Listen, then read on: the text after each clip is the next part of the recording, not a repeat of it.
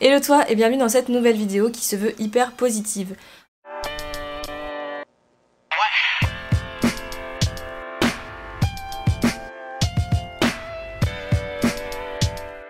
L'objectif du jour, c'est que je te partage quelques idées, astuces pour que tu aies un impact plus positif, parce que je suis convaincue que peu importe la taille de l'entreprise, qu'elle soit petite, grande, tout l'entrepreneur, start-up, peu importe, on peut tous et toutes avoir un impact positif. D'ailleurs, je considère que j'ai un impact positif grâce au branding, mais bon, ça c'est un peu mon objectif et mon pourquoi, on va dire.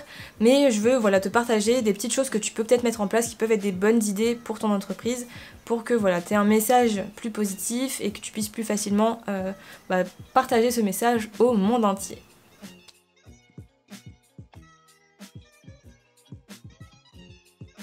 Et on se retrouve sur mon ordinateur. Je voulais un petit peu te partager mon process. Donc là pour cette vidéo je me suis dit comment est-ce que je pourrais arranger mes idées, parce que j'ai plein d'idées, de petites idées pour pour transmettre ce message positif, mais je savais pas trop comment arranger tout ça. Et j'ai fait des recherches sur comment transmettre ce message positif, et je suis tombée sur cet article sur la communication positive, et donc ça t'explique un petit peu comment ça fonctionne pour communiquer efficacement de façon positive et bienveillante. Et je suis tombée sur ces données-là que je trouve assez intéressantes, donc la règle des 3 V. Donc c'est la communication verbale, la communication vocale et la communication visuelle, et ces 3 aspects sont très importants à différents pourcentages. Donc comme tu peux le voir, la communication visuelle c'est hyper important et je te dirais pas le contraire, mais voilà, ce qui va être intéressant aujourd'hui c'est de réfléchir à comment avec différentes techniques ou différents conseils je peux t'aider à travailler cette communication dans ces différents points pour que tu puisses avoir cet impact positif que tu vas avoir. Première chose, ça va être de se demander encore et toujours si ton identité de marque est bien cohérente et claire avec le message que tu veux transmettre, parce que c'est transmettre un message positif, mais à travers quoi? À travers un univers, une image de marque et un branding qui doit être du coup axé et lié avec ce message positif, cet impact que tu vas avoir. Et la question, ou les questions que tu pourrais peut-être te poser, c'est est-ce que j'ai défini mon identité de marque déjà, et qu'est-ce qui la caractérise, et est-ce que l'impact que je veux avoir, il est vraiment écrit noir sur blanc quelque part, dans un document, dans ton brand board, peu importe, quelque part où c'est vraiment ancré pour ta marque. Et vraiment définir avec des mots ce que tu veux transmettre. Est-ce que c'est aider et motiver, je sais pas, les femmes enceintes avec le développement personnel, en les accompagnant de façon très très personnalisée, customisée? Est-ce que c'est créer une marque qui respecte la planète et les humains avec des produits peut-être plus sains, made in France, moins polluants? Est-ce que c'est coacher les personnes qui veulent trouver un travail plus épanouissant et qui sont pas à l'aise avec le CDI par exemple? Ou encore développer vraiment un concept ou un produit très très innovant pour, je sais pas, réduire la faim dans le monde, ou peu importe. C'est trop cool comme projet si c'est le cas. Et il faut vraiment que tu dises que ta marque, elle est définie par ce que tu veux proposer au monde, l'impact que tu vas avoir, et c'est aussi défini par comment les autres et le public, ton audience, va interpréter et recevoir ce que tu veux leur donner. Donc avant d'interpréter ce qu'elles vont voir de ta marque, les personnes, elles ont besoin de matière, de fond et de forme pour ensuite se faire une idée de ta marque et vraiment comprendre ce que tu veux leur transmettre. Donc je t'invite vraiment à réfléchir à ça. Ce que j'ai vu en exemple d'action que tu peux faire qui est assez simple, ce que j'avais vu, c'était une agence de communication, si je me trompe pas, qui avait fait une charte engagée, de ses engagements sur son site web, avec les engagements de l'agence, le traitement des employés, un aspect un peu écologique, éthique, réfléchir à tout ça. Et c'était vraiment écrit sur leur page noir sur blanc avec plusieurs points, et je trouve ça hyper intéressant parce que si tu arrives à l'adapter pour ton business, à partager tes valeurs de cette façon, peut-être partager aussi ton pourquoi, etc. Et les choses qui sont vraiment vraiment primordiales dans ton travail, comme je te disais par exemple, utiliser que des produits made in France, avoir un service peut-être éthique ou qui respecte au maximum la planète. Si tu fais des livraisons, dire que vraiment tu veux que tous les produits soient envoyés dans des cartons et des matières recyclables, ça va vraiment te permettre de transmettre tes valeurs et ton message, mais tout simplement en créant une charte que tout le monde peut voir et que tu peux même peut-être partager sur les réseaux sociaux pour montrer que tu veux vraiment avoir cet impact positif. Donc là maintenant je voulais te partager des gestes forts que je trouve intéressants d'avoir peut-être pour ta marque. Alors après c'est des actions qui sont pas C'est pas des petites actions que tu peux mettre maintenant, mais si tu réfléchis un petit peu à développer ou à créer ton image de marque, ça peut passer aussi par avoir donc ces gestes forts. Je vais te parler d'un exemple qui me parle beaucoup puisque c'est Les Grenades. Donc c'est une marque qui a été créée par Léa, qui est vraiment super cool parce que c'est axé vraiment sur la solidarité et reverser une partie de ses bénéfices à des associations qui sont un peu différentes régulièrement, mais qui vraiment met en avant ce côté on soutient des associations, on vend des produits, mais on en profite aussi pour participer à toute cette entraide. Et donc tu vois, même là ça arrive sur son site, c'est le t-shirt solidaire, et elle montre les différents engagements qu'elle a et les différentes associations qu'elle soutient. Et donc tout simplement, si tu achètes un t-shirt chez elle ou un produit, enfin au moins le t-shirt en tout cas, c'est 2,50 € qui sont reversés à l'association du mois ou une initiative, peu importe. Et après en fonction des produits, c'est plus ou moins élevé, mais je trouve ça super intéressant de partir du produit et de se dire ok, ce produit je vais en faire un truc super cool, parce que elle fait appel à des artistes, parfois des illustratrices, dont moi, puisqu'on avait fait un petit projet ensemble. Je te mettrai les images juste là, où on avait fait un t-shirt sur l'excision, et elle fait aussi des broderies elle-même sur les t-shirts, etc. Et elle se dit ok, j'ai un produit qui est customisé, personnalisé, qui est plus que juste un t-shirt tout blanc, et ce que je vais faire, c'est que je vais prendre une partie de mes bénéfices et je vais le reverser à des associations pour vraiment avoir un impact concret. Donc ça, je trouvais ça vraiment super intéressant. Ça peut être un concept aussi pour toi si tu vends des produits ou même si tu as des services, pourquoi pas. Et ensuite, autre exemple, toujours avec un produit, mais c'est tout simplement avec la Gourmi Box. Donc en fait, c'est une box, comme tu peux le voir, qui est vraiment pour faire découvrir aux personnes des produits d'épicerie fine de grande qualité tous les mois, etc. Et quand j'avais vu leur page, j'ai vu qu'ils faisaient un abonnement égale un arbre planté. Donc c'est vraiment un peu comme Ecosia, ce côté où on plante des arbres, etc. Bon, Ecosia pour le coup, c'est vraiment leur entreprise est basée sur ça. Mais là, je trouvais ça sympa de se dire, si j'achète une box, enfin si j'ai un abonnement de 1 ou 3 mois, enfin bref, je vais planter des arbres et ça va aider un petit peu à reforester, enfin bon, remettre des arbres sur la planète. Et ce qui est super cool, c'est que tu peux aller voir un petit peu l'impact que ça a eu, puisque c'est fait avec Forest Action. Et donc là, tu vois que grâce à Gourmi Box et toutes les commandes qu'il y a eu, ils ont pu planter 3170 arbres. Donc en plus, c'est un chiffre concret que tu peux partager après et dire voilà, c'est peut-être des petites actions, mais grâce à notre marque, on essaye du mieux qu'on peut d'avoir un impact positif. Donc là, replanter des arbres, et voilà, on voit plein de chiffres, plein d'informations.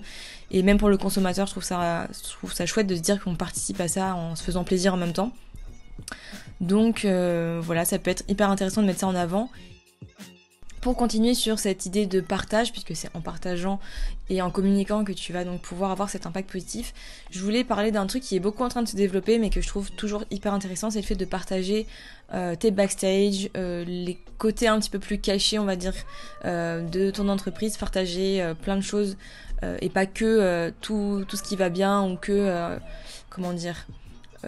la face brillante de l'objet ou la face émergée de l'iceberg, mais parler aussi un petit peu de la partie plus immergée et plus cachée, parce que en vrai, les gens, il faut se dire, tous les êtres humains, ils aiment cette sensation d'exclusivité, d'intimité, et ils sont curieux. Et il y a plein de personnes qui disent que la curiosité, c'est un vilain défaut, et personnellement, je trouve que au contraire, c'est une merveilleuse qualité, bon, si c'est pas malsain évidemment, mais ça nous permet d'apprendre, ça permet plein de choses, et du coup, c'est sûr, tous les êtres humains sont plus ou moins curieux, mais si tu regardes, ils aiment beaucoup savoir les backstage, qu'est-ce qu'il y a derrière la marque, et puis même pour eux, ça les rassure aussi, je pense, de savoir comment l'entreprise fonctionne, si elle est éthique, etc., puisque c'est quelque chose qui est très important de nos jours. Je trouve que ça serait une super chose que tu partages ton aventure, si t'es freelance, indépendant ou même entrepreneur, l'aventure de ton entreprise, tes réussites comme tes échecs, partager voilà les hauts et les bas, montrer un petit peu les coulisses de tes projets, les backstage, et ça va vraiment, tout ça te permet de créer une communauté qui va être forte et qui va se sentir engagée autour de toi et autour de ta marque. Donc c'est vraiment quelque chose de très positif. Après, comment tu peux le faire de différentes façons, évidemment, parce que plus tu vas avoir des formats très différents, plus tu vas pouvoir transmettre ton message au plus grand nombre, puisque en fonction, il y a des personnes qui sont plus visuelles, d'autres plus écrits, qui aiment bien lire, donc c'est bien d'avoir différentes manières de transmettre ton message message en fonction des préférences de chacun. Mais aussi le fait d'avoir différents formats, ça va te permettre d'avoir différents canaux d'acquisition, on va dire. Enfin voilà, ça peut être via plein de plateformes différentes, si c'est des vidéos, plutôt peut-être YouTube ou Instagram TV, ou même les stories. Une story, ça peut être hyper bien déjà pour partager des messages positifs. Faire une vidéo de présentation, les vlogs, ça marche très très bien les vlogs. Si c'est à l'écrit, ça peut être des articles de blog, ça peut être une newsletter hyper intimiste avec les backstage, des posts sur Instagram.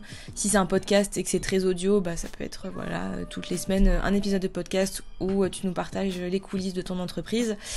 Évidemment les visuels aussi c'est très important, puisque comme on l'a vu dans la communication positive, c'est un gros pourcentage. Donc voilà, ne pas négliger les visuels, l'image de marque, etc. Et donc, comme je te le disais, j'essaye d'avoir des visuels qui sont attirants, j'essaye d'utiliser plusieurs choses pour dynamiser un petit peu mon compte Instagram, ma communication, etc. Et ça va être donc d'utiliser l'illustration, le graphisme et aussi parfois l'animation pour égayer tout ça et rendre ça visuellement attirant, puisque l'objectif c'est que ça parle à ma cible et que ça parle aux personnes que j'ai envie de toucher. Donc parfois, transmettre un message qui est positif, c'est... L'objectif, ça va être de le rendre intéressant à regarder visuellement, et donc de l'illustrer, ou d'illustrer peut-être un concept ou une notion un peu plus abstraite. Et vraiment, l'objectif, ça va être de le faire vivre et de le faire exister. Donc ça peut être par, comme je te disais, l'illustration, le graphisme, l'animation. Il y a plein de différentes méthodes pour le rendre un petit peu plus créatif, on va dire, jouer avec la créativité, parce que je pense que... Enfin, moi, personnellement, je suis convaincue que avoir quelque chose de ludique, de créatif, de visuellement travaillé, ça va plus parler et être plus ancré dans la pensée des gens que juste un texte noir sur un fond blanc, par exemple, ou sur un bout de papier. Donc voilà, je t'invite à essayer de tester et de réfléchir à des formats pour transmettre et rendre ton message un petit peu plus esthétique visuellement. Donc ce que je fais par exemple tout simplement, c'est des carousels, une dose de positif, où je partage des comptes, je partage des initiatives que je trouve cool, et tu vois, c'est ce petit sachet de thé rempli de gaieté, de bonne humeur. Ça peut être tout simplement passer par des schémas aussi, même si c'est lié à l'illustration, mais ce schéma-là qui explique un petit peu comment pour moi ça fonctionne, la stratégie de contenu, il a été enregistré environ 200 personnes, donc il a vraiment bien marché. Et en fait je pense que les gens aiment avoir quelque chose d'esthétique évidemment, mais aussi qui synthétise un petit peu des informations, qui schématise le message que tu veux transmettre, l'information, peu importe. Donc voilà, je t'invite à tester pour te montrer des marques qui essayent de faire un petit peu ce travail là aussi d'illustration, de créativité. Tu as la marque de thé Greenma qui va vraiment pas juste faire des packaging tout simples de thé, où c'est vraiment, elle va travailler les illustrations des plantes, faire des motifs. Qu'est-ce que j'avais vu ? Voilà, travailler vraiment des icônes, des symboles qui vont être un petit peu plus illustrés toujours, et qui vont renvoyer aussi un côté un petit peu plus artisanal. Tu as aussi La Canopée dans le même style, mais qui est plutôt axé beauté, qui va travailler vraiment les illustrations, les fleurs, les plantes, et rajouter de la couleur, de la créativité, un côté artistique en fait, et qui va vraiment renvoyer une image forte pour la marque, puisque directement dès qu'on va voir ce genre de visuel, on va directement savoir que c'est eux. Et en dernier, il y a aussi Petit Cube, que j'avais découvert il y a un petit bout de temps, mais qui est une marque très très cool, qui propose un petit peu un système d'album photo dans un cube pour garder des souvenirs importants, etc., que tu peux offrir à ta famille. Et ils ont une personne illustratrice qui travaille des motifs tous les mois, ou je sais plus, il y a des collections avec différents motifs à chaque fois, et on peut glisser des petites surprises. Et tu vois, le fait qu'il y a un côté illustré, artistique, ça rend la chose beaucoup plus ludique, et ça colle parfaitement avec l'image qu'il va renvoyer pour la marque. Donc voilà, je t'invite à faire pareil, peut-être réfléchir à comment tu peux adapter ça pour donner un côté plus personnalisé, plus artistique et plus créatif à ta marque, si bien sûr c'est cohérent et c'est en accord avec l'identité de ta marque.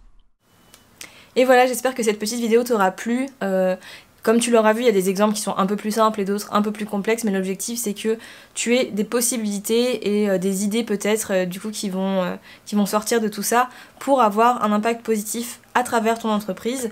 Donc voilà, j'ai hâte de voir si tu vas développer tout ça. N'hésite pas à me dire en commentaire si tu as d'autres idées, toi ce que tu fais pour ton entreprise pour qu'elle soit plus positive, et j'ai hâte de lire tout ça. Si tu veux me suivre sur les réseaux sociaux, n'hésite pas parce que je partage beaucoup d'autres choses, notamment sur Instagram, je te laisse t'abonner, tout ça, sur Facebook, sur LinkedIn, et n'hésite pas à t'abonner à la chaîne si ça t'a plu et à liker cette vidéo. Et on se retrouve la semaine prochaine avec une vidéo très très spéciale puisque je vais lancer mon podcast en même temps. Donc en gros il va y avoir une vidéo, je vais dire cette vidéo mais pas celle-là, une vidéo sur YouTube avec juste de l'audio pour que tu puisses travailler en même temps, et aussi un podcast, un épisode de podcast sur mon nouveau podcast, mais je vais te révéler le nom sur Instagram, donc voilà, je t'invite à aller regarder tout ça. Et je te dis à mercredi prochain, on a hâte, hein, moi j'ai super hâte, et n'oublie pas de rêver en grand, toujours, et n'oublie pas que tu peux avoir un énorme impact positif sur le monde. Donc sur ce, je te souhaite une très belle semaine, je te dis à mercredi prochain, et salut! Que toutes les entreprises, qu'elles soient petites ou grandes, un minimum.